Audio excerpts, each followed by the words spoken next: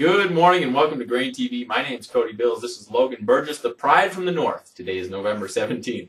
Corn in the overnight session was trading down 5 cents, beans down 3, and wheat down 4. Yesterday, the markets were roiled by global economic concerns. We saw Fitch come out and say that the U.S. banks are more susceptible to the EU crisis than originally thought. Absolutely. You know, a couple weeks ago here, we saw this domestically with the MF Global collapse. They were highly leveraged in European debt, and I got to think that there are U.S. banks, U.S. investment banks in particular, that are more exposed to this crisis. We saw it start in Greece, it moved over to Italy. Italy's Prime Minister, Silvio Berlusconi, has stepped down. Mario Monti is coming in. The Italian media in particular is calling this guy Super Mario, and they're going to need Super Mario to get out of this situation. As just this morning we saw in Spain, Spanish government debt yields are now approaching 7%. I got to think that this is an unsustainable level, and it's only going to help out the dollar moving forward. What are your thoughts on that? Yeah, absolutely. Not only is the crisis going to help our dollar gain strength, that's obviously not good for grains. That ruins our competitiveness on the global market.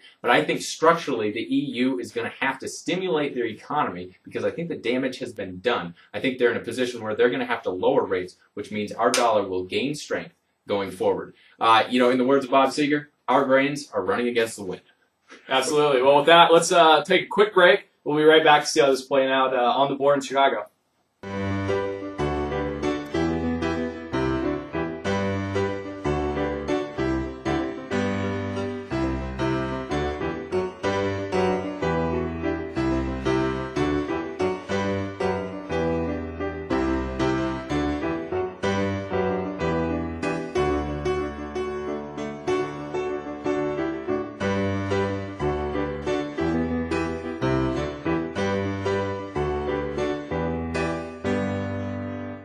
Welcome back to GrainTV. Let's take a look at where grains are trading on the board this morning. Corn down 17, beans down 11, and wheat down 14. Take a look at the chart here. This is December corn, and we are now trickling out of that range that we've been trading in for quite some time. I've got to think that it has a lot to do with export sales this morning. Where did we stand? Yeah, absolutely, Cody. Well, we saw export sales come out this morning, 280,000 tons, well below where the market was kind of expecting at 470,000 tons. With that said, we're still ahead of where we need to be to meet the USDA projections by 110 million bushels. The big question I have, China's already booked 3/4 of their projected import needs for the year. My question now is, are they going to be coming back to the table here?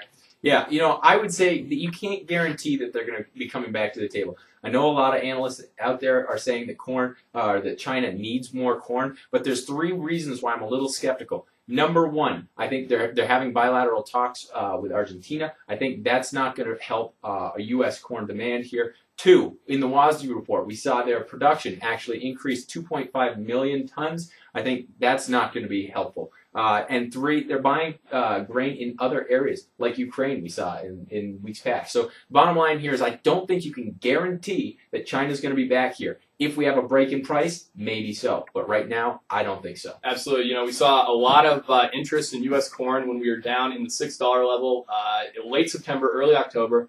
With that said, though, I think that export figures moving forward are a big question. If I'm a producer right now, my power play for today is to be selling corn right off the combine. We had Kevin on the show last week talking about how harvest basis right now is the strongest that we've seen since 2007.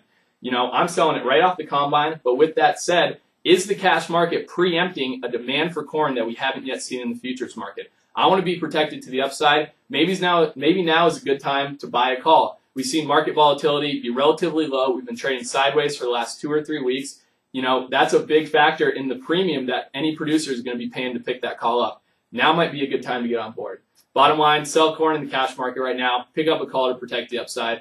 Cody, moving over to soybeans. Soybeans a little bit of a different story. What are we seeing over there? Yeah, I would say that right now export sales came out this morning. They were slightly better than expected. We saw 746,000 tons sold this morning relative to expectations of 600,000. So we were a little better than expected. People have been talking about China. We did see them in the market of 517,000 tons. That was, that's good. That's supportive. But the bottom line, you can't lose track of the big picture. We're 54 million bushels behind where we need to be to meet export expectations. I just don't see this as a bullish scenario this morning. It might prop up a little bit, but not much. Bottom line here, I think that we're going to need to be aggressive hedgers right now. There's 4 reasons why I think we should be aggressive hedgers. Number 1, weak export sales, 54 million bushels behind.